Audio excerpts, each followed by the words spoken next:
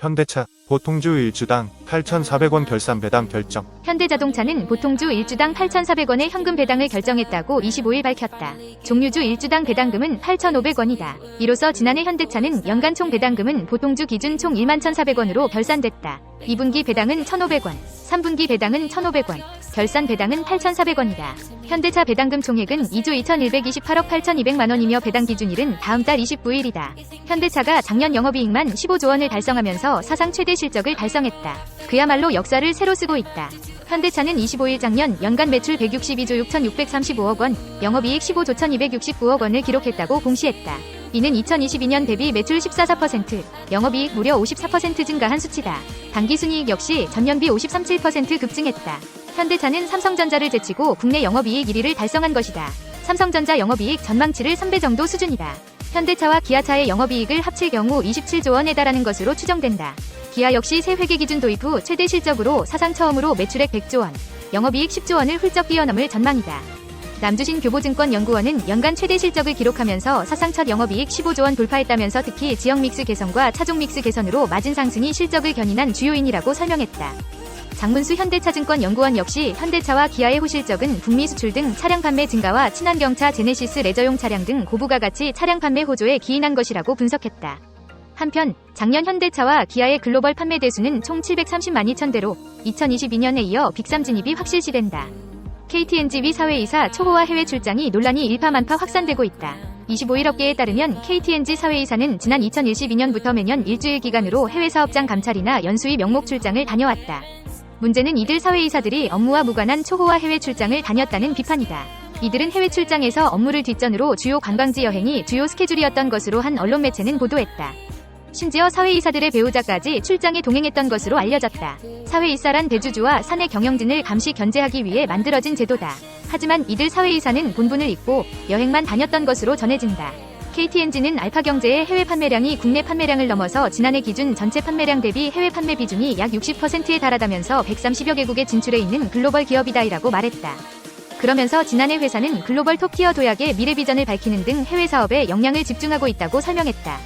특히 해외 출장은 해외 사업에 대한 이해와 전문성 제고를 위한 것으로 규정대로 관련 업무 수행을 지원했다고 주장했다. KTNG는 사회이사는 회사의 사업에 도움이 될 글로벌 인사이트 발굴을 위해 현지 시장과 생산시설 방문, 해외 전문가 미팅, 신사업 후보군 고찰 등을 목적으로 해외법인뿐 아니라 주요 시장을 대상으로 연 1회, 7일 이내로 해외 출장을 실시하고 있다고 논란에 대해 해명했다. 또 1인 평균 680만원 수준으로 보도에 언급된 일부 사례는 지난 2012년, 2014년 사안으로 현직 사회이사와는 전혀 무관하다고 선을 그었다. 한편 시민단체들은 회사의 경영을 관리 감독해야 할 사회이사가 고액연봉과 해외 출장 등 과도한 수혜를 입고 권한을 휘두르며 특권 조직으로 별질되고 있다며 비판하고 있다. 회사로부터 고액연봉 최고급 사택 등 특급 대우를 받고 있는 윌리엄 김 신세계 인터내셔널 대표가 취임 2년차를 맞았다. 지난 23일 한 언론 매체는 윌리엄 김 신세계 인터내셔널 대표가 회사로부터 제공받은 곳이 서울 강남구 청담동의 한 고급 빌라로 확인됐다고 보도했다. 해당 보도에 따르면 신세계 인턴은 2023년 2월부터 2025년 2월까지 35억 원의 보증금을 내고 강남에서도 손에 꼽히는 최고급 빌라 브르넨 청담 전세 계약을 맺었다. 신세계 인터가 윌리엄 김 대표에게 사택으로 제공한 세대는 204M2 규모로 2계층을 사용하는 복층형 구조다. 이와 관련 신세계 인터 관계자는 알파경제에 관련 답변을 드리기 쉽지 않다고 말을 아꼈다. 윌리엄 김 대표는 미국 콜로라도 대학교 회계학과를 졸업한 뒤 이탈리아 명품 브랜드 구찌에서 최고 재무책임자 부사장, 영국 명품 브랜드 버버리에서 리테일 디지털 수석부사장을 역임한 패션 전문가다. 앞서 윌리엄 김 대표는 고액 연봉을 받는 것으로 알려져 화제를 모으기도 했다. 윌리엄 김 대표는 지난해 상반기 신세계 인터내셔널에서 급여 10억 6,800만원, 상여 1억 8,300만원 등 보수 12억 5,100만원을 받았다. 신세계에서도 디지털 전략 관련 업무를 맡으며 급여 6억 원, 상여 1억 300만원 등 7억 300만원 등을 합하면 약 19억 5,400만원을 받았다. 이는 정용진 신세계그룹 부회장과 정유경 신세계 총괄 사장이 이마트와 신세계에서 각각 받은 17억 8천만원, 17억 7,400만원보다 많은 액수다. 하지만 고액연봉과 달리 윌리엄 김 총괄 대표의 지난 1년 성적표는 낙제점이다. 신세계그룹이 공개한 3분기 경영실적에 따르면 신세계인턴은 매출액이 18% 감소한 3,158억 원에 그쳤다. 영업이익도 60억 원 수준으로 75% 급감한 것으로 나타났다. 그야말로 처참한 수준이다. 이에 신세계인터 관계자는 지난해는 그 전년도 역기저 때문에 실적이 부진했고 업황 자체도 패션업체 전반이 힘들었다며 첫 해는 조직 재정비 및 방향성을 제시하는 기간일 뿐 첫 해부터 실적이 안 나왔다고 문제가 있다고 보기는 어렵다고 해명했다. 신세계인터는 작년과 달리 올해 실적이 개선될 것으로 기대했다. 그는 작년에 11개 브랜드가 신규로 들어왔고 가장 논란이 됐던 셀린느 역시 지난해 실적에 영향을 미쳤지만 올해부터는 셀린느에 대한 여파는 없을 것으로 보인다며 신규 브랜드 론칭 후 사업을 키워나가면서 이익이나 매출에 기여할 것으로 기대한다고 밝혔다.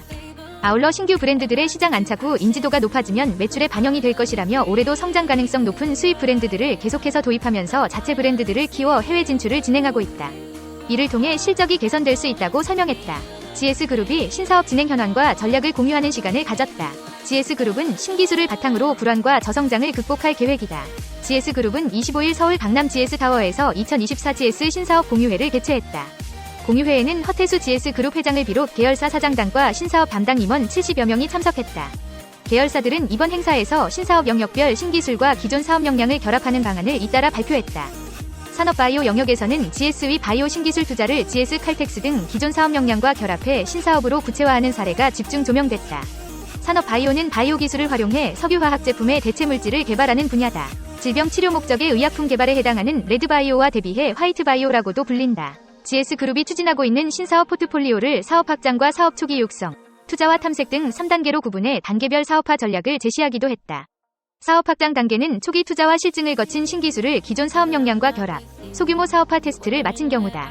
산업바이오와 순환경제, EV 충전 영역이 여기에 해당된다. 사업 초기 육성 단계는 유망한 기술을 유의미한 사업으로 구체화한다. 데이터 기술을 활용해 전력 효율을 극대화하는 가상발전소 영역이 대표적이다.